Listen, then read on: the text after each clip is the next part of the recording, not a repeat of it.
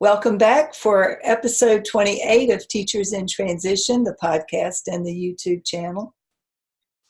Today I want to talk about how we can connect our careers to our passion and our purpose. I've written about this and released a newsletter just today, and I'll include the link in the show notes so that you can see more about what it is that I believe about connecting passion and purpose. The title of the article is actually When You Have Passion and Purpose, You Can Forget About Failure. And I believe that.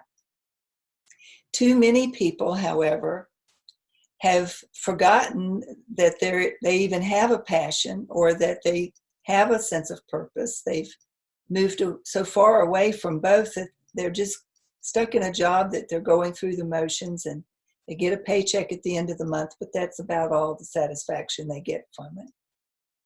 Not that a paycheck should be underestimated or appreciated. It shouldn't be. But I do believe that there are ways, and we're seeing examples of people all over the world who are connecting their passion and their purpose with what they do for a living, and they're living happier, more fulfilling lives than the people who are stuck in the 9-to-5 grind. It's important that you feel like your work is meaningful. Each one of us yearns to do something that will leave a lasting legacy. We don't want the fact that we were here on the planet to not count for something. We want to be remembered for something. And so having work that leaves a lasting impact is one way that you can make your contribution to the world. And I do believe that each one of us has a unique gift to offer. Unique in you're different from anybody else. Your aptitudes, your talents, gifts, abilities, experiences, and education are all unique to you. No one else can duplicate what you have.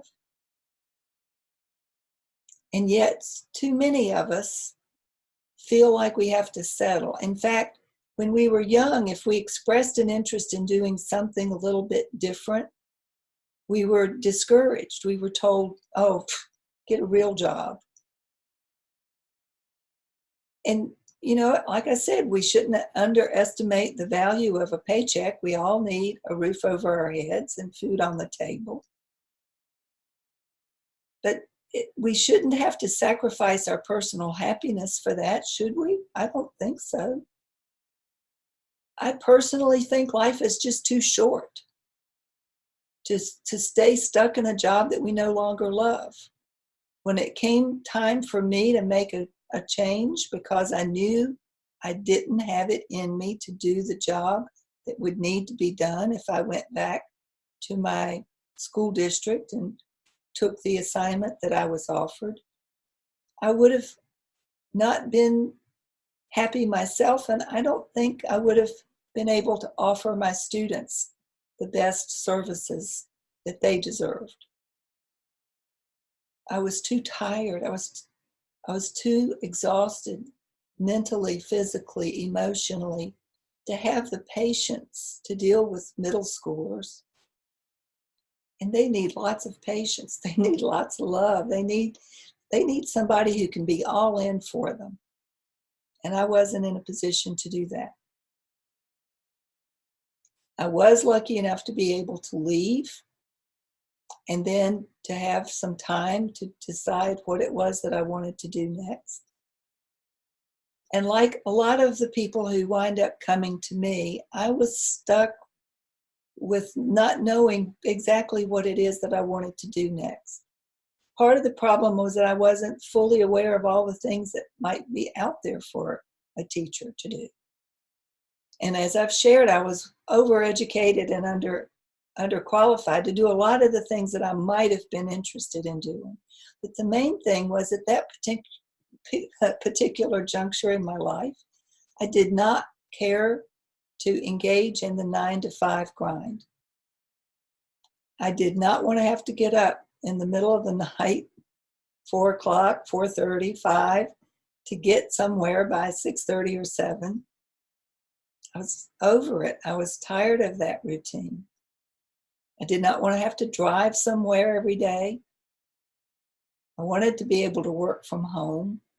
I wanted to have the flexibility of creating my own schedule. I wanted to be my own boss, frankly. And there are a number of opportunities for doing that. But for me, what I ended up deciding to do was this coaching gig. And I've never been sorry, and I've never looked back. And I'm excited to be able to say that as of this morning, I was notified by a Talent LMS that I've been named one of the top 20 female career coaches to follow in 2020. And I looked at the list this morning, and I'm on there with some other people who made it to the top career coaches online in 2016 when I was named to that list by Career Toolkit.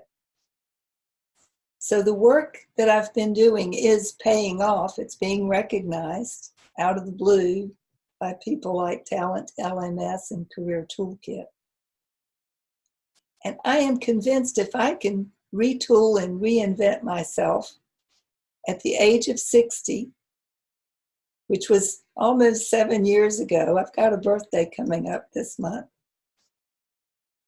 Anybody can do it. Anybody out there who is unhappy in their current job, whatever it may be, teaching, nursing, office work, corporate, whatever it is that you're doing, if you don't love it, if you're just over it, maybe it's time for you to reinvent and retool yourself. Now, you don't have to start your own business. Not everybody can do that. Although, if that's of interest to you, I do have coming up a promotion for an online summit that I was included in that includes Roberta Flack, a former teacher turned singer. And I think maybe, well, I probably shouldn't say, one other individual that you will recognize his name if he winds up being listed on the summit. I'll hold that for when I know for sure. But it's exciting that this individual, who's a former teacher that everybody knows through his work, may be included in this online summit. The purpose of the online summit is to talk about ways that former teachers have reinvented and retooled themselves. And I was contacted by the person, Suzanne Klein, who is hosting the online summit. Will be coming up later this month. I'll be promoting it, so pay attention.